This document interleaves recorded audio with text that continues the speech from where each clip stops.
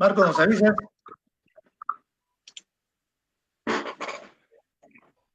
Buenas noches, distinguidos participantes. Los saluda Raimundo Urcia Bernabé, gerente del Instituto de Evidensis.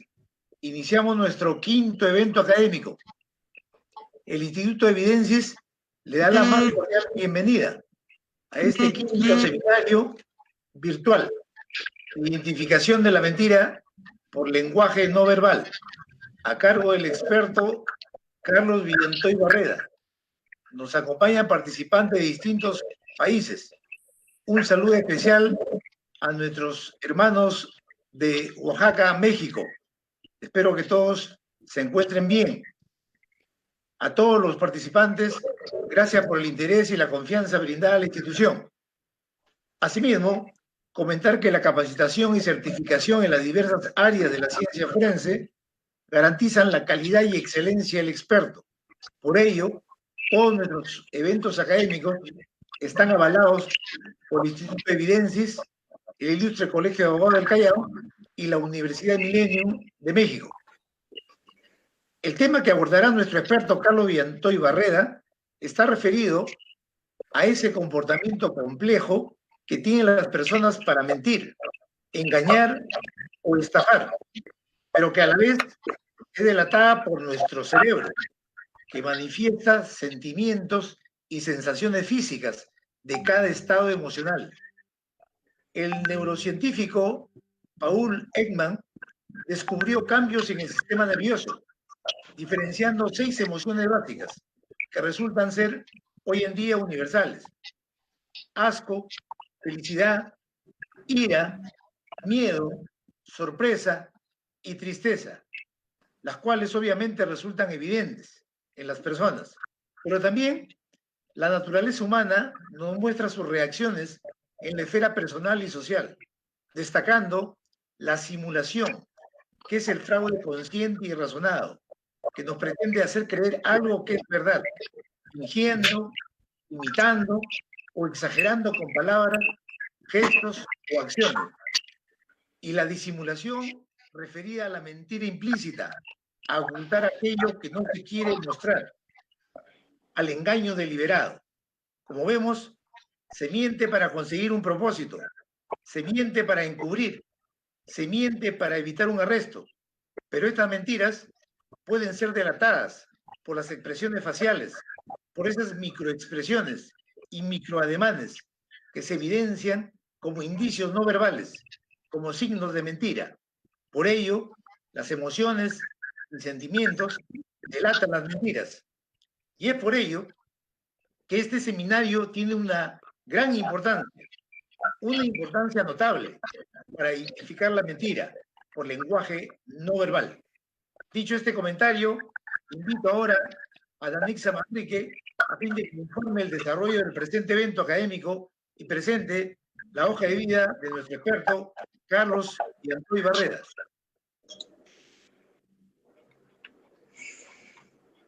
Gracias, doctor. Buenas noches a todos los participantes. Siendo hoy 23 de junio del presente año, tengo el agrado de presentar el quinto seminario virtual titulado Identificación de la mentira por lenguaje no verbal, a cargo del experto Carlos Villantoy Barreda. Les comento que al final de la exposición se tendrá 15 minutos para dar respuesta a las interrogantes de los participantes. Bien, el experto Carlos Villantoy Barreda es miembro retirado de la Marina de Guerra del Perú,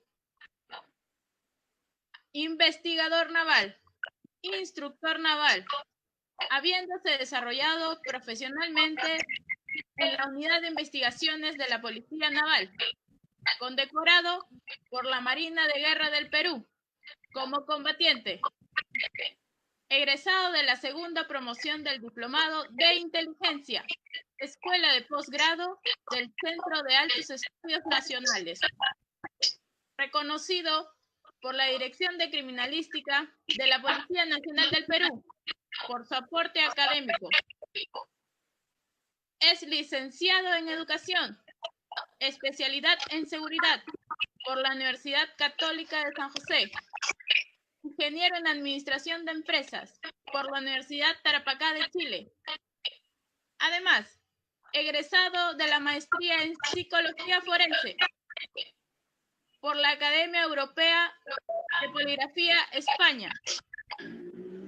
Egresado de la maestría en Psicología del Trabajo y Organizaciones de la Universidad San Martín de Porres.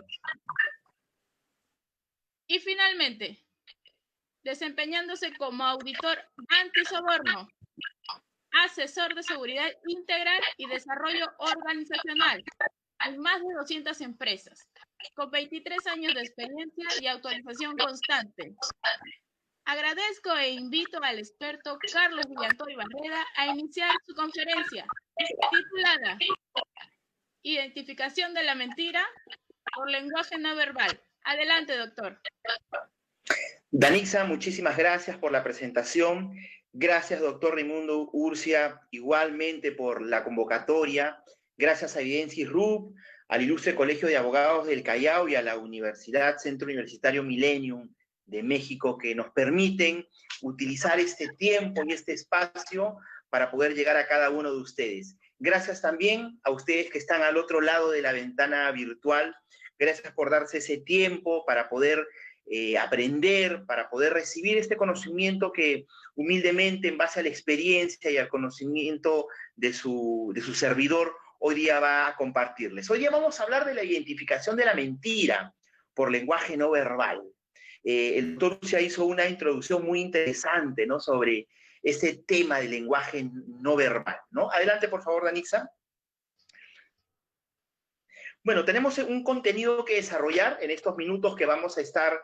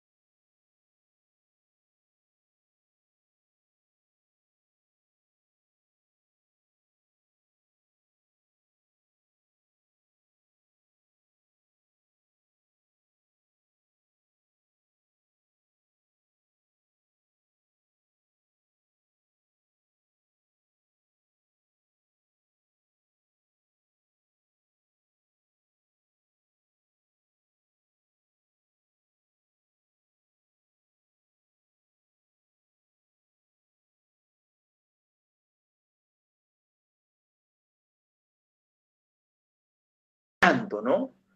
Porque la mentira es tan antigua como el mundo, o por lo menos que el hombre antiguo, que la mentira política nació con la ciudad misma, como repetidamente lo evidencia la historia. Por último, sin remontarse ya a una pretérita lo anterior, cuando se produjo el lavado del cerebro de la Primera Guerra Mundial y junto con la mentira propagandística de la época subsiguiente, se alcanzaron unos niveles y se establecieron unas marcas que muy difícilmente serán superados en relación a la mentira.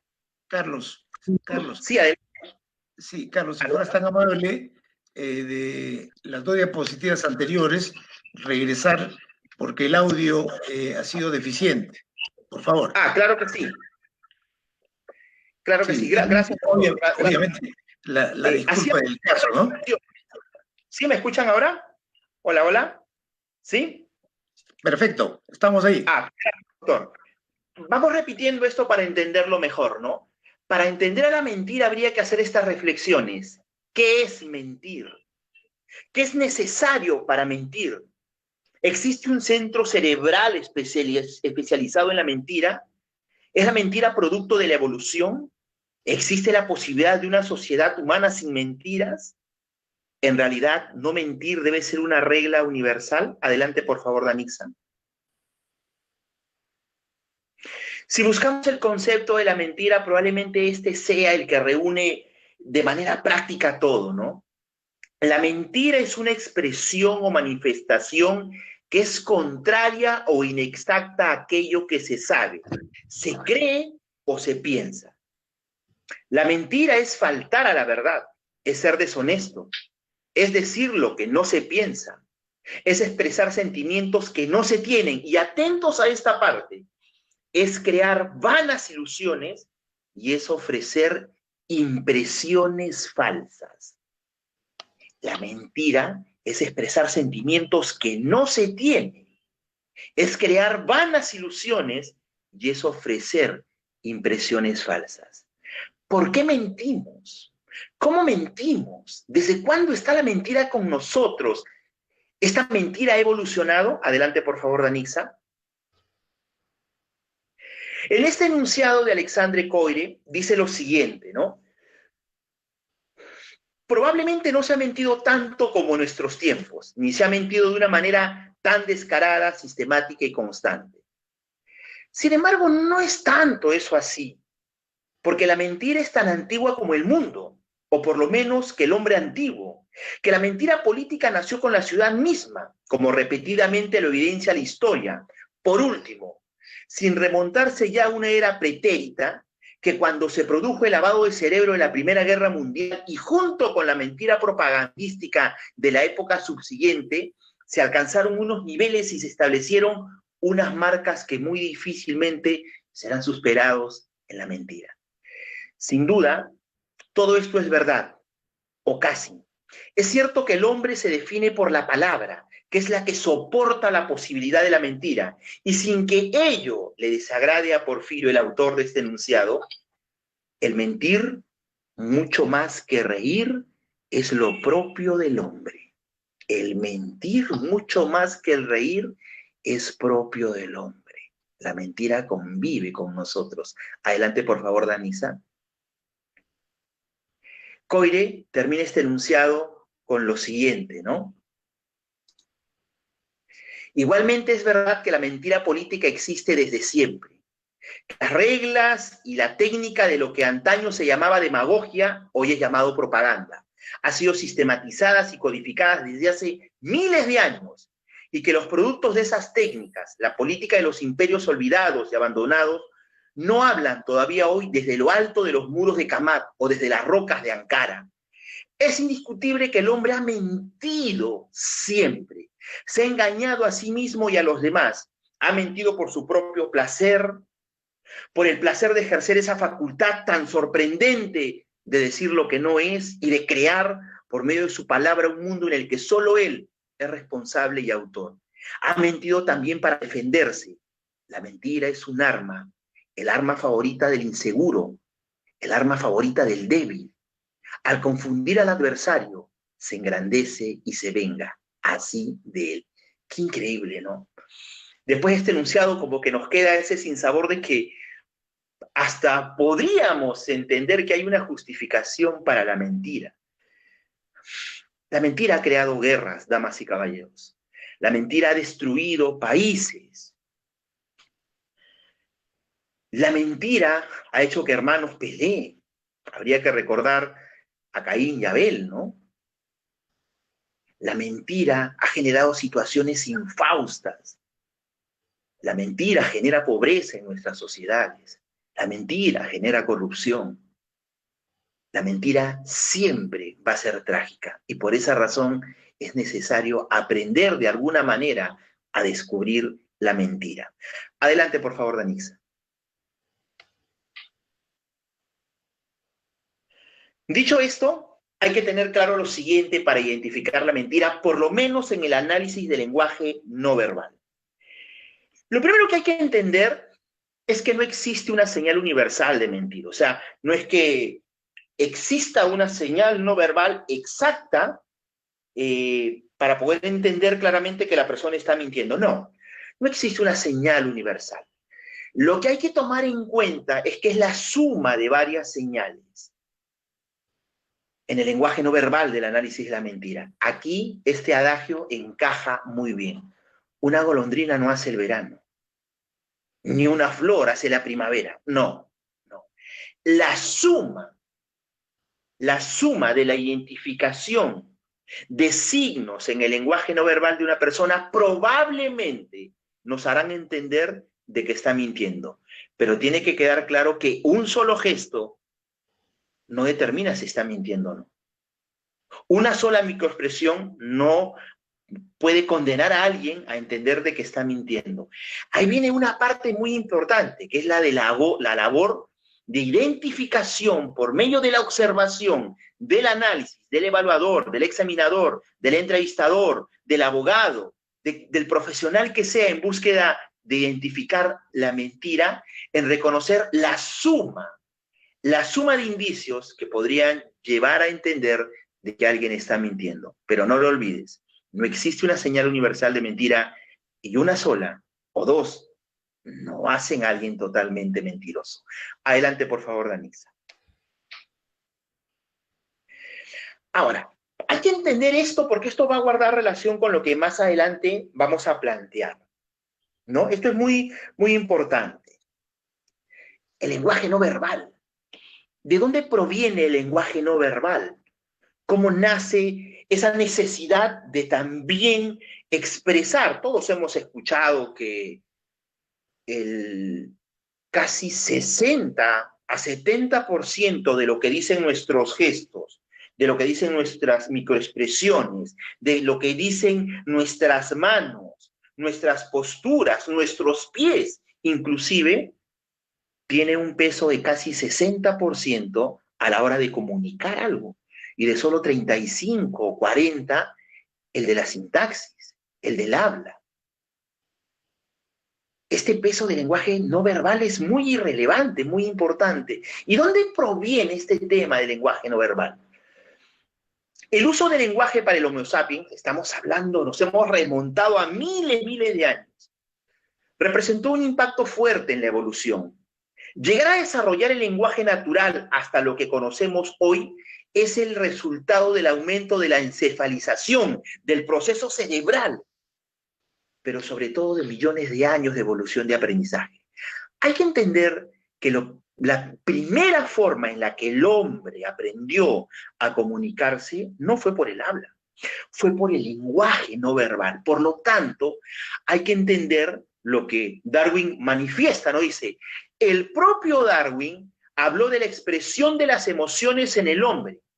Sin embargo, antes de comunicarse verbalmente, el hombre empleó formas no verbales, gestos, posturas, expresiones faciales, entre otros, para hacerse entender y para relacionarse con los demás miembros de su especie. La interacción social por el hombre es fundamental y para ello es vital su lenguaje no verbal. Amigos, el lenguaje no verbal fue primero y es lo que primero aprendemos cuando somos niños.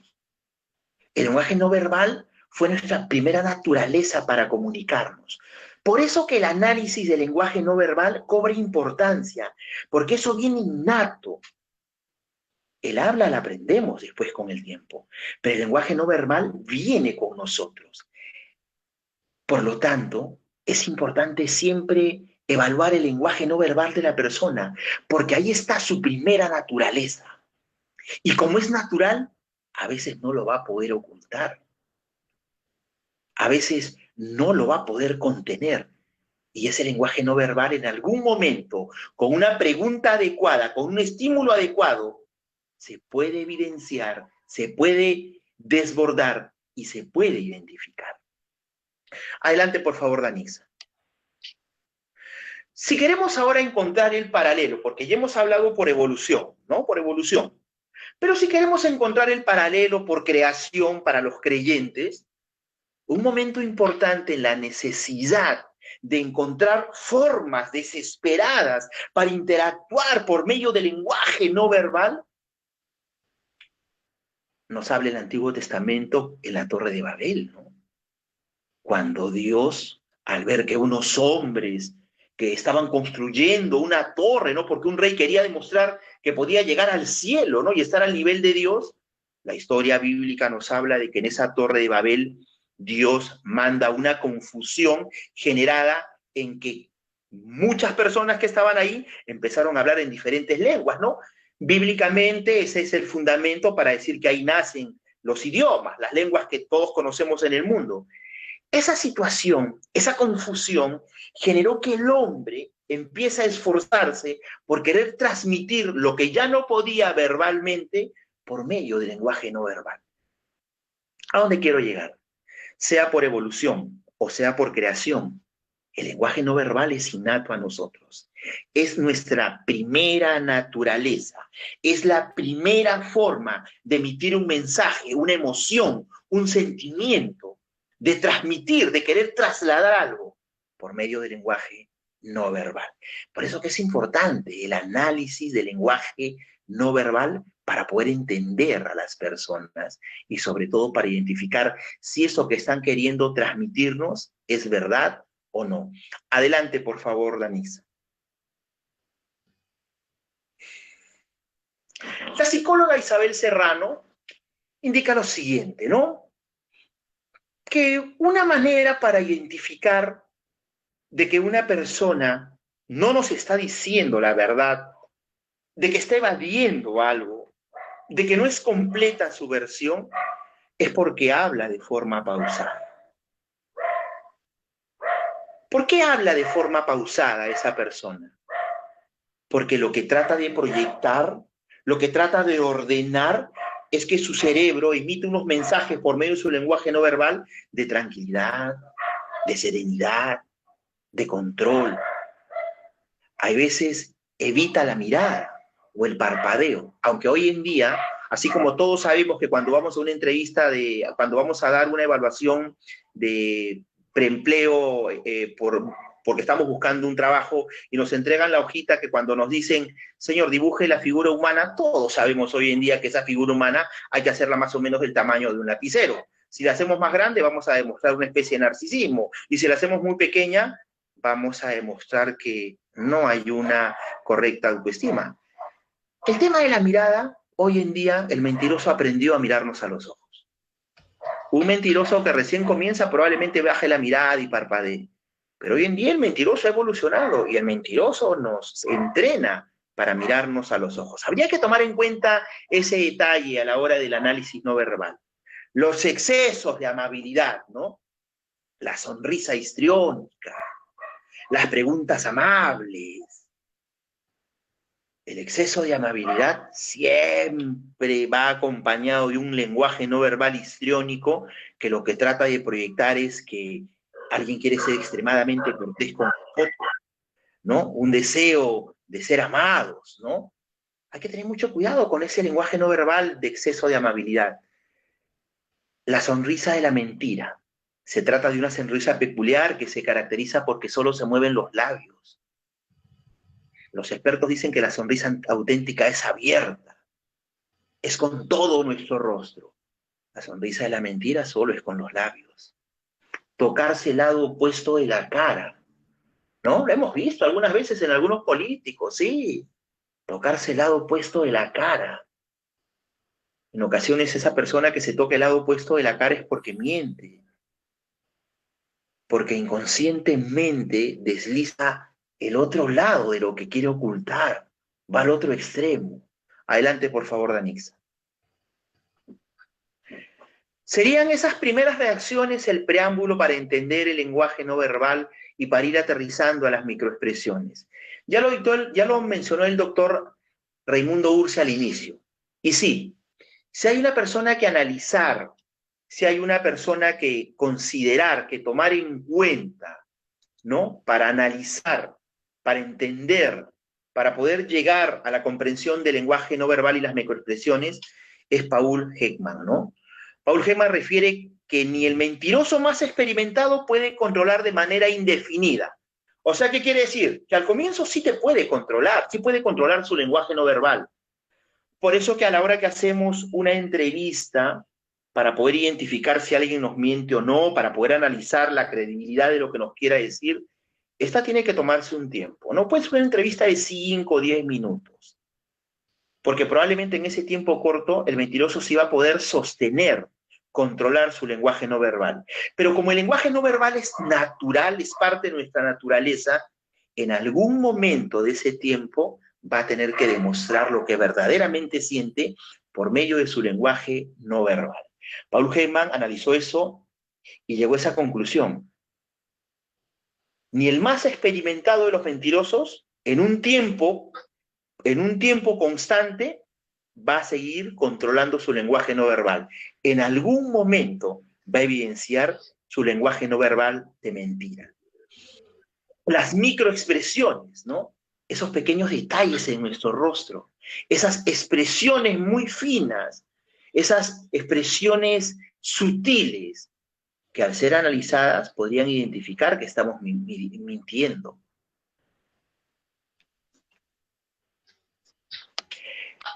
Heyman indicó que, a diferencia de las creencias de algunos antropólogos, Heyman encontró que las expresiones faciales de las emociones no son determinadas culturalmente, sino que son universales y tienen por consiguiente un origen biológico, tal como lo plantea la teoría de evolución de Darwin. Ahí regresamos a lo anterior, ¿no?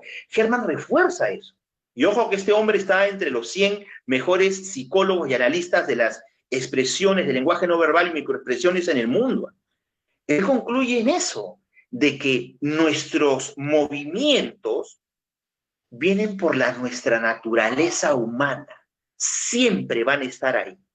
Es más, desde que nacemos el niño ya viene genéticamente con ese paquete. Mientras nos vamos haciendo adultos, tratamos de controlar esos movimientos, ese lenguaje no verbal, de repente para ocultar algo.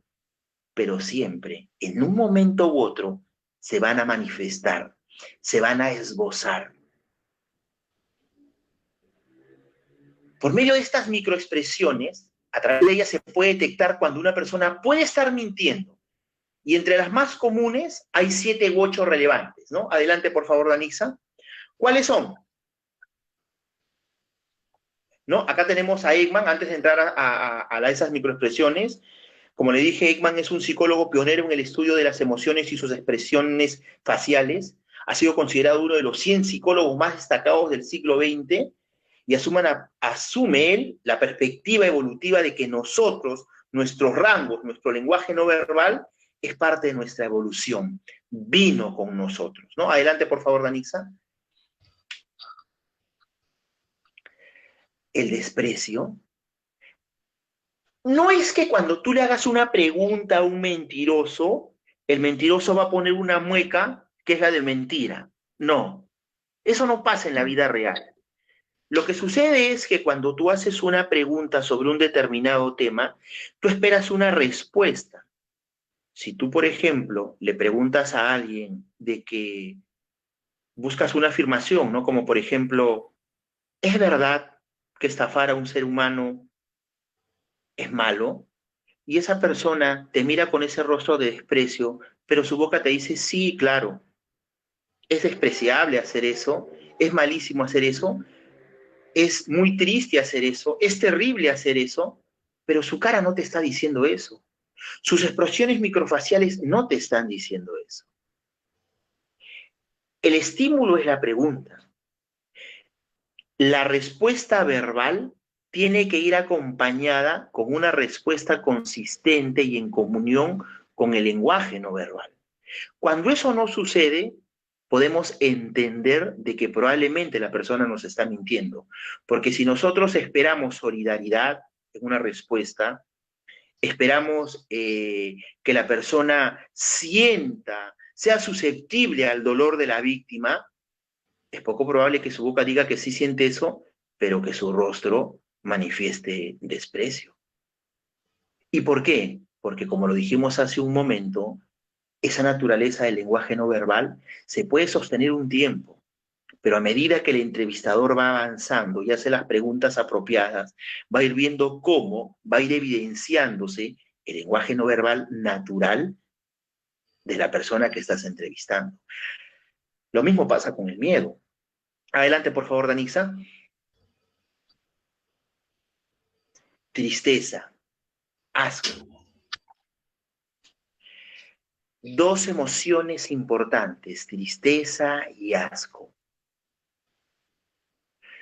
Se supone que si yo estoy narrándole a una persona el dolor que pudo haber sentido la víctima después de haber sido dañada, estafada, habiendo sido víctima de un hurto, de lo que sea, tú lo que esperas es una cara ¿de qué? De solidaridad. Esperas una cara de atención, ¿no? No esperas una cara que manifieste repugnancia. Si tú, por ejemplo, haces un comentario con el fin de generar un rapport con la persona y la persona no genera en el rostro la emoción apropiada y por el contrario genera otro tipo, es probable que la persona esté ocultando algo. Lo que nosotros tenemos que identificar es que la emoción del rostro, y esta es la base, damas y caballeros, guarde relación con lo que la persona está diciendo. Yo no puedo demostrar con mis palabras, decir que estoy alegre, cuando en realidad mi microexpresión es una microexpresión que se puede entender como de tristeza. O no puedo manifestar de que me siento atraído, me siento identificado, cuando mi cara está demostrando microexpresiones de asco o de repugnancia. Ahí está la clave, en identificar que lo que guarda relación con lo que dice la persona esté en comunión con las microexpresiones de su rostro.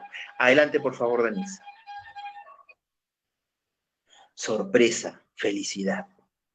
Los investigadores que ya tienen cierto recorrido, cierta experiencia, saben muy bien que en los antisociales, en las personas que han vivido una vida a salto de mata, ¿no? En las personas que van en contra del sistema, que no tienen ningún tipo de respeto sobre la víctima, sobre los niños, sobre los ancianos, que arrebatan, dañan, generan sufrimiento, es poco probable que cuando tú le preguntes a una de esas personas, ¿y cómo te sentiste cuando hacías daño a alguien?, pongan verdaderamente una cara de tristeza y te digan que se sienten mal. Probablemente su boca lo va a decir, pero su rostro te va a decir otra cosa. Tu rostro te va a decir otra cosa. Probablemente el rostro sea un rostro de felicidad y no un rostro de tristeza al sentirse identificado por una víctima.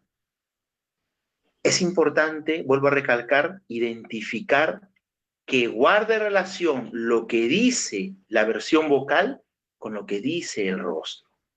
Vuelvo a repetir, inicialmente puede ser que lo sostenga, pero en el tiempo, con la repregunta apropiada, con el estímulo apropiado, por eso que en el seminario anterior hablábamos de la importancia también de que el entrevistador, el interrogador, tenga también la capacidad de trasladar emociones y sentimientos, de transmitirlos, para que no solamente con su lenguaje no verbal en una pregunta, sino con todo su cuerpo, con toda su postura, con todas sus microexpresiones, también pueda generar en la persona que entrevista ciertas reacciones. En ese momento va a caer ese velo inicial del control de él para evidenciar lo que verdaderamente siente.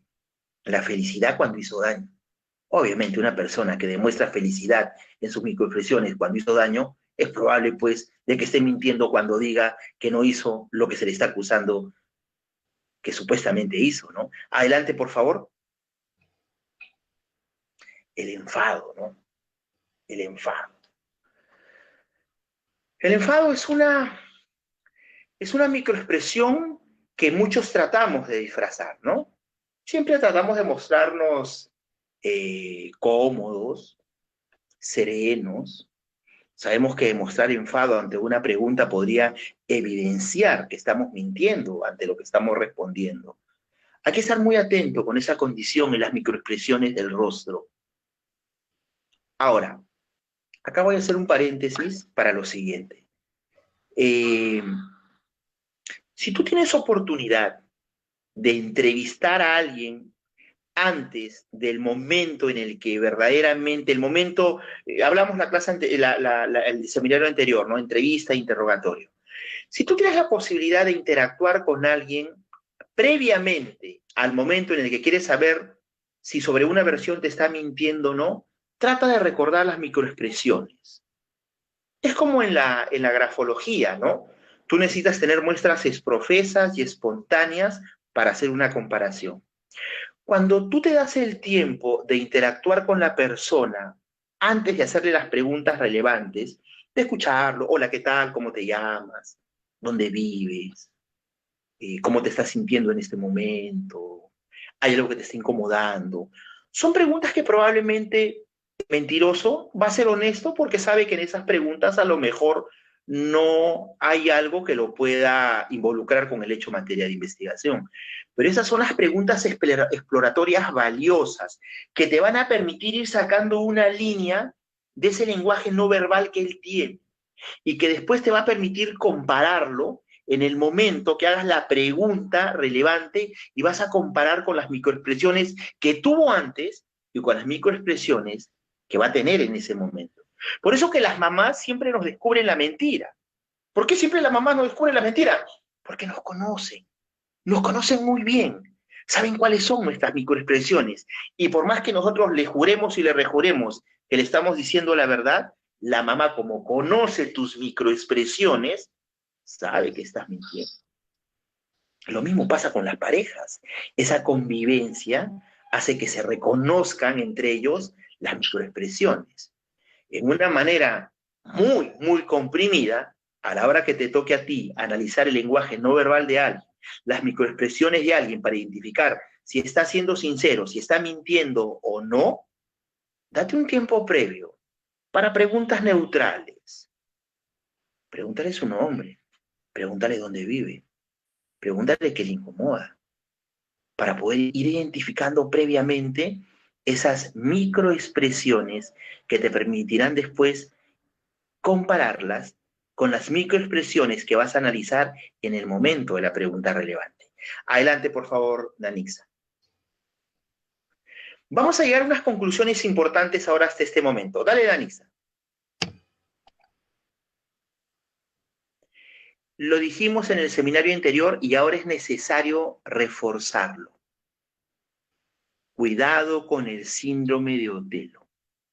No porque tartamudee, no porque baje la mirada, no porque se agarre el rostro, no porque se toque la nariz, no porque mueva las rodillas, no porque se rasque el cuello, no porque mire hacia el hemisferio superior derecho, al hemisferio de la imaginación, podemos totalmente coincidir que está mintiendo, podemos terminar diciendo que está mintiendo. Porque hay mucha gente que habla como mentiroso, pero no es mentiroso. Camina como mentiroso, pero no es mentiroso. Tartamudea como mentiroso, pero no es mentiroso. Por eso que en este tema del análisis no verbal hay que hacer un esfuerzo adicional. Hay que hacer un esfuerzo adicional. Tú, investigador, tú que estás en el campo del derecho, si tienes tiempo, si estás en una investigación, ¿no? Y tienes tiempo de ver videos, tienes tiempo de ver información de él, cómo se dirige, cómo se manifiesta, trata de verificar si su conducta es igual cuando se le hace una determinada pregunta o cuando se le hace otra. Porque hay personas que a lo mejor siempre hablan como mentirosos. Siempre hablan rascándose el cuello, tocándose la nariz, bajando la mirada, tapándose la boca. Entonces, podría ser que estén mintiendo, pero sí me toma en cuenta eso. ¿Esto por qué es importante? Porque también te va a permitir activar el tercer ojo, ¿no? Ir más allá. Puede ser que esté mintiendo, pero vamos a verificarlo con una pregunta más. Sí, este me está mintiendo, pero voy a reforzar con algo más. No sé si me está mintiendo o no me está mintiendo. Entonces, refuérzate tú. ¿Cómo estás transmitiendo la pregunta? A lo mejor el estímulo que estás generando para que él genere una reacción en sus microexpresiones o en su lenguaje no verbal no está generando eso. A lo mejor está siendo muy plano. A lo mejor tus preguntas no son muy orgánicas. A lo mejor tus argumentos no son muy consistentes. Y el mentiroso está feliz porque hasta ahora, sin mentirte, tú no llegas a encontrar la verdad o darte cuenta que te está mintiendo. Entonces ahí, en el análisis de las microexpresiones y el lenguaje no verbal, hay algo importante. Lo vamos a ver ya en el cierre, ¿no? Pregunta correctamente.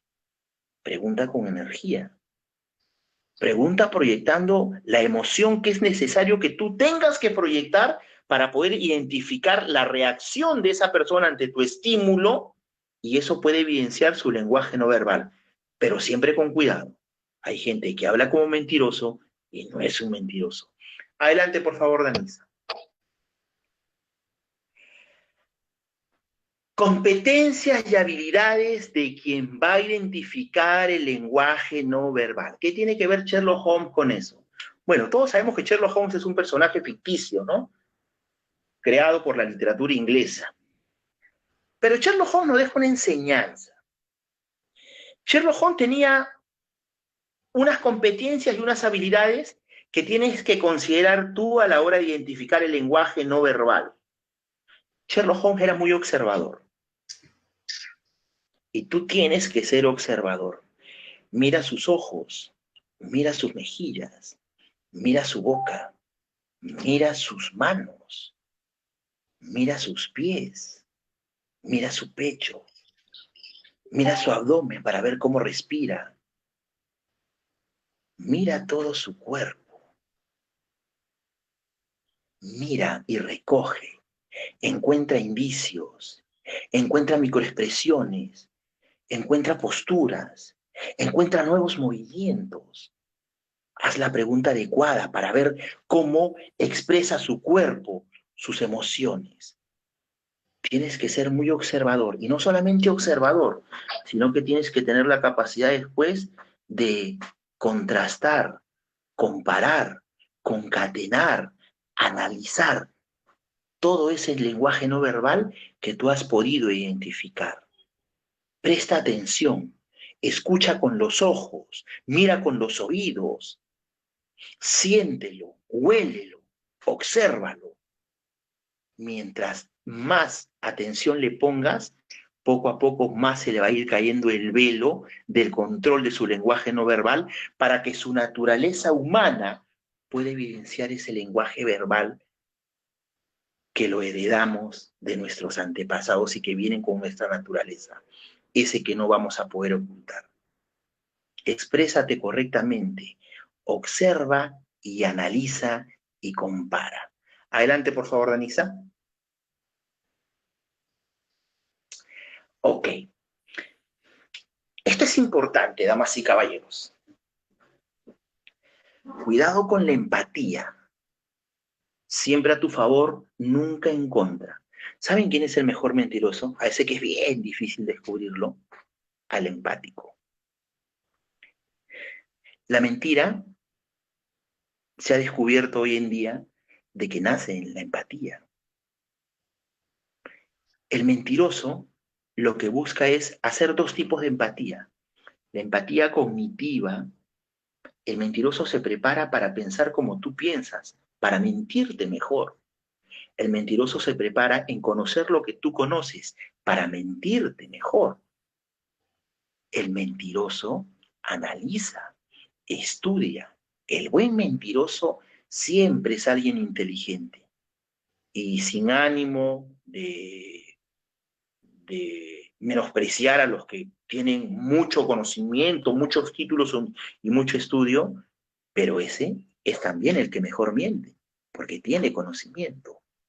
Esa empatía cognitiva para el inteligente es más fácil de hacer con alguien, porque tiene conocimiento, tiene inteligencia, domina ciertas situaciones.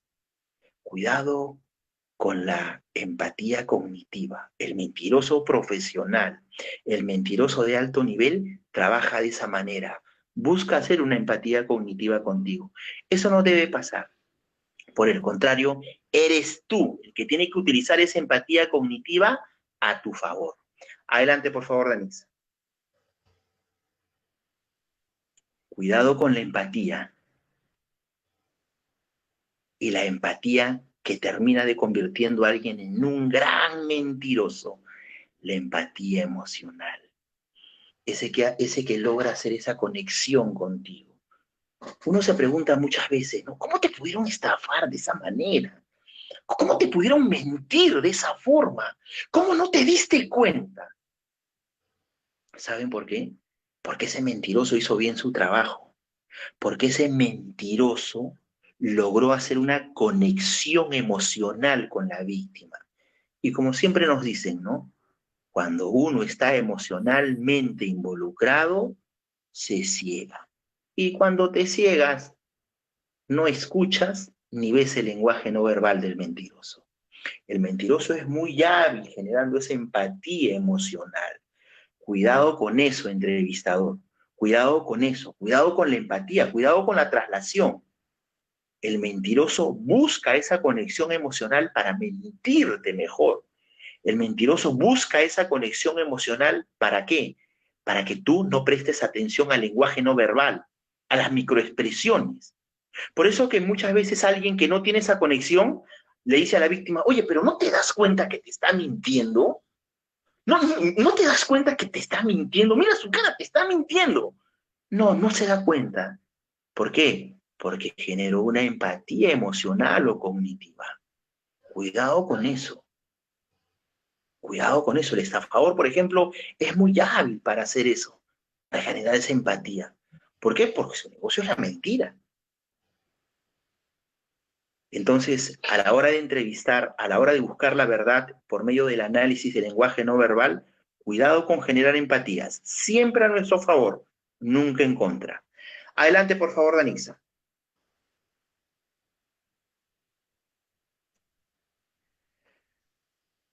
Dos conclusiones finales, damas y caballeros. La verdad siempre quiere salir a la luz. Siempre se abre paso por muy escondida y enterrada que la tengamos. Lo bueno es que la verdad siempre quiere salir. Siempre quiere salir. Solamente hay que tocar la parte adecuada. Hay que hacer la pregunta correcta. Cuando la verdad no sale por la boca, saldrá por alguno de los poros.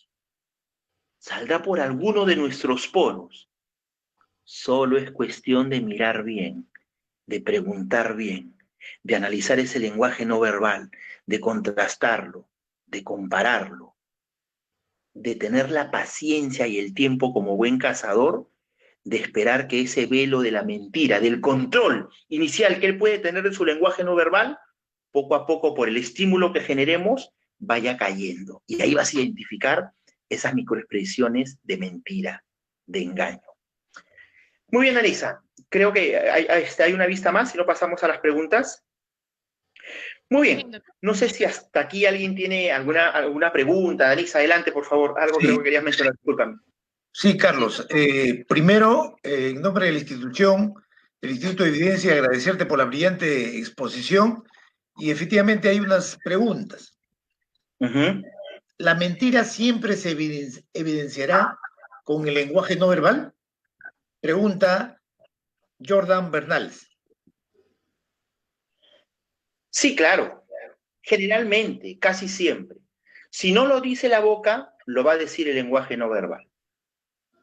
Si no lo dice la boca, lo va a decir el lenguaje no verbal. ¿Por qué? Porque como lo dijimos al inicio, por evolución o creación, el lenguaje no verbal está internalizado en nuestro cerebro, en nuestro hipotálamo, en nuestra amígdala, está ahí.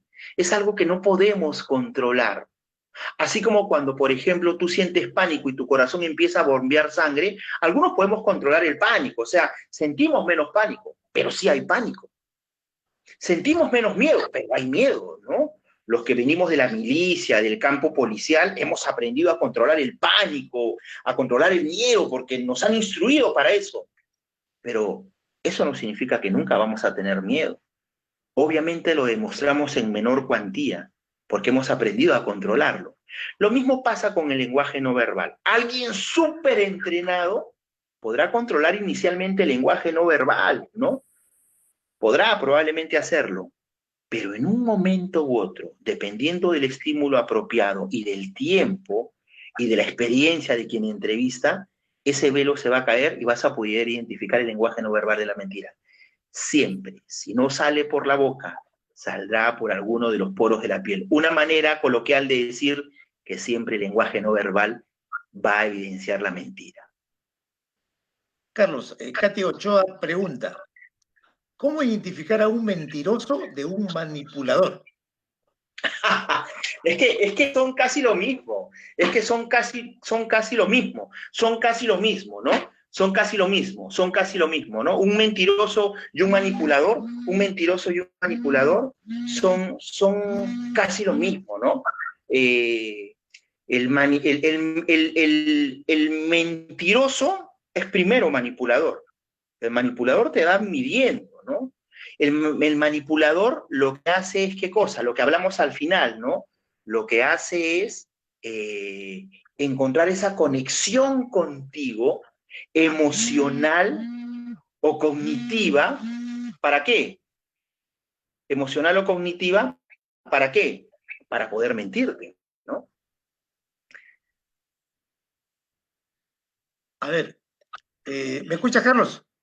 Sí, adelante, Raimundo, adelante. Miriam Llerena comenta, creo que no es empatía en su significado real, sino un embuste de empatía, porque es hacer creer al otro que es así, por determinado propósito cuando no lo es.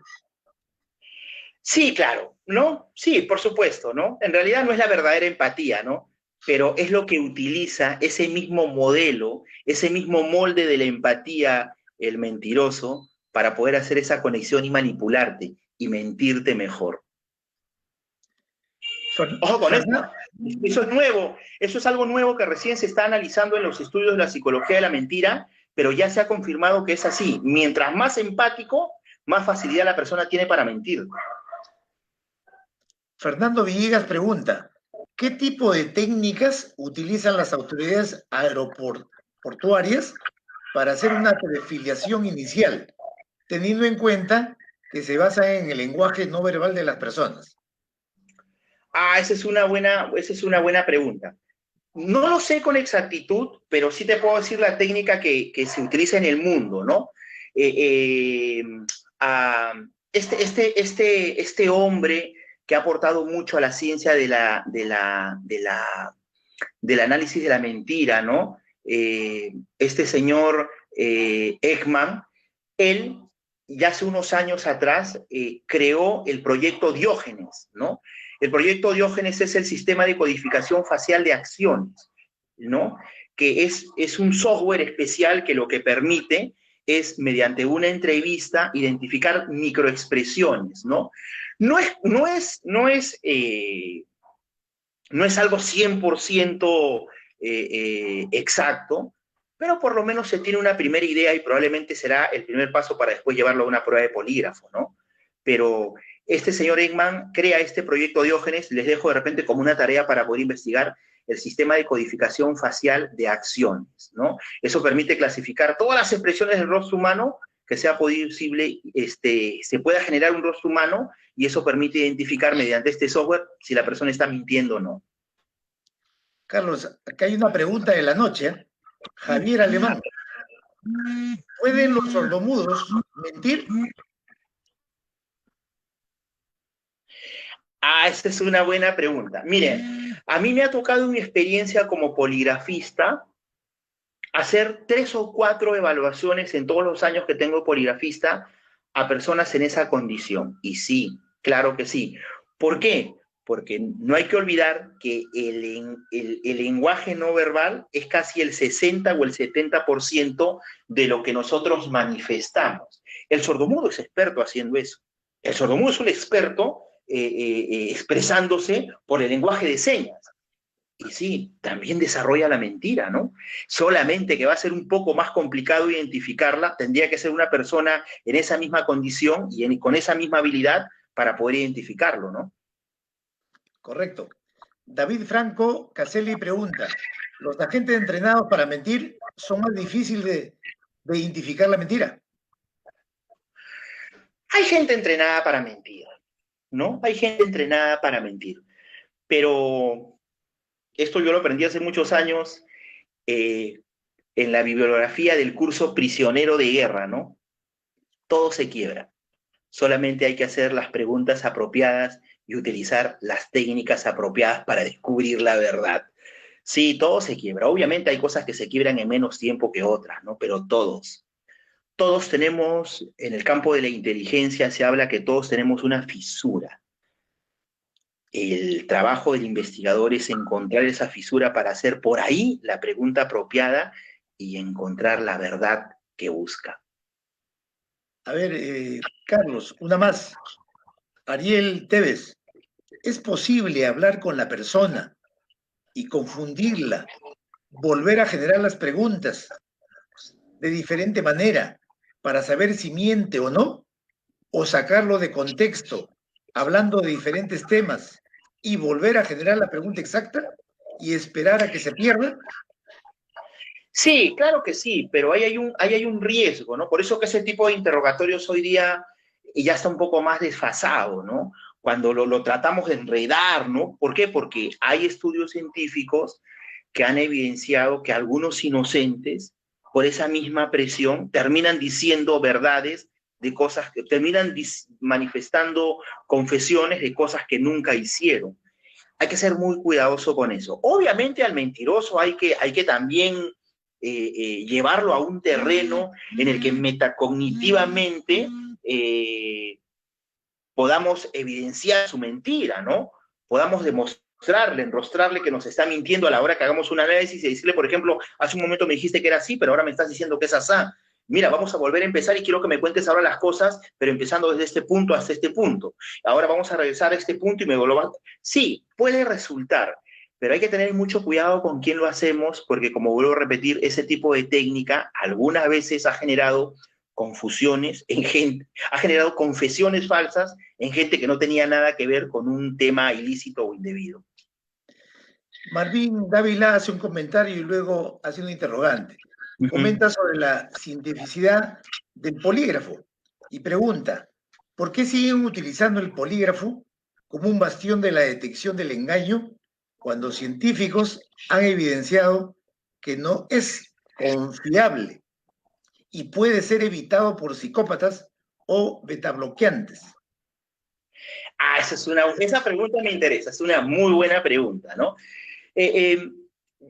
Bueno, yo como poligrafista, como investigador, puedo decir de que la poligrafía es una herramienta más para la búsqueda de la verdad. En temas legales, ya todos sabemos de que el polígrafo es una pericia más dentro de muchas más pericias que debe tener la persona a su favor o en contra para que el perito de peritos, que es el juez, pueda dar una sentencia, una condena, ¿no? En el campo corporativo, los poligrafistas hemos aprendido que hay que utilizar las preguntas apropiadas, la técnica apropiada, para evitar ese tipo de situaciones que después pueden enmarcar en duda el resultado de un polígrafo. Pero llegando al final de la pregunta de la persona que acaba de hacerla, sí. Por eso que hoy en día los poligrafistas hemos aprendido, bueno, no ahora, ya esto viene de años atrás, de que esa fase exploratoria previa, esa entrevista previa antes de colocar los sensores, ha cobrado relevancia, porque es en ese momento en el que se debe identificar si la persona tiene algunas reacciones en su lenguaje no verbal que podrían generar un falso positivo o viceversa. Ahora, si dentro de una prueba, en el caso de un psicópata, ¿no? El psicópata es una persona que tiene un problema en su sistema nervioso, en su simpático y parasimpático. Por ejemplo, si alguno de nosotros tenemos una llamada en este momento y nos dicen que un ser querido ha fallecido, inmediatamente nuestro corazón va a empezar a bombear sangre, vamos a sentir pánico y vamos a querer salir corriendo a ir a ver qué pasó con ese ser querido. Simpático nos levanta, parasimpático nos baja. El psicópata de fábrica viene con una anomalía. Nada lo levanta, ni nada lo baja. Por eso que es frío, por eso que puede controlarse. El psicópata verdadero, que nacen de 1.500.000, 10. Pero a la hora que tú le pones el polígrafo, el psicópata no debería tampoco tener reacciones. En ese momento tú tienes que parar la prueba. En ese momento tienes que parar la prueba y descartarlo como un sujeto evaluable en una prueba de polígrafo. Probablemente tendrás que utilizar esa herramienta. El problema ha sido, y hay que reconocerlo, que alguna vez se siguió con una prueba y se terminó diciendo que esa persona no tenía nada que ver y después confesó y después se evidenció de que sí tenía mucho que ver. Entonces el polígrafo falló. Pero no falla el polígrafo. En realidad falla el poligrafista.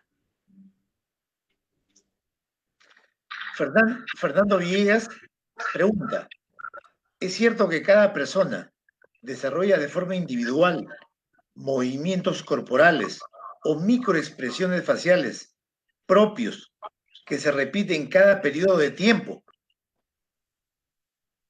Ah, esa también es una buena pregunta. Hetman, que es el padre de esta corriente del análisis de las microexpresiones, ¿no? Y de quien inclusive se basa esta serie, el Lay to Me, Miénteme, ¿no? Él va en contra de eso. Él dice de que no, de que el ser humano en realidad no es que aprenda las microexpresiones culturalmente, sino que vienen ya dentro de él por la evolución de la cual se hablaba cuando hablamos de Darwin, ¿no? Sin embargo, yo creo que a veces sí es importante tomar en cuenta eso, porque con el respeto de mis amigos piuranos, por ejemplo, ¿no? Los piuranos tienen una manera de hablar, una manera peculiar de decir la verdad y decir la mentira. Yo lo he aprendido porque trabajé algún tiempo en Piura y aprendí en esa parte de nuestro país que el ser humano, la gente de esa región tiene ciertos ismos que culturalmente se han aprendido. Pero esos sismos son superficiales. Finalmente, los que van a evidenciar o confirmar totalmente si hay mentira o no, son esos lenguajes, son esas posturas o microexpresiones en nuestro lenguaje no verbal que son innatas a la naturaleza humana. Muy bien, Carlos. Mi agradecimiento, reiterando siempre, ¿no?, tu brillante exposición y obviamente prepararnos ya para un curso especializado en donde cada tema pues se vea abordado en forma minuciosa, detallada. La verdad que brillante tu exposición y solamente me queda reiterar el agradecimiento y sobre todo también el agradecer a los asistentes y al equipo de Evidensis por entregarnos esta bella conferencia. Muy amable, buenas noches y lo esperamos en un próximo curso. Hasta luego. Gracias, chao, chao, gracias. Hasta luego.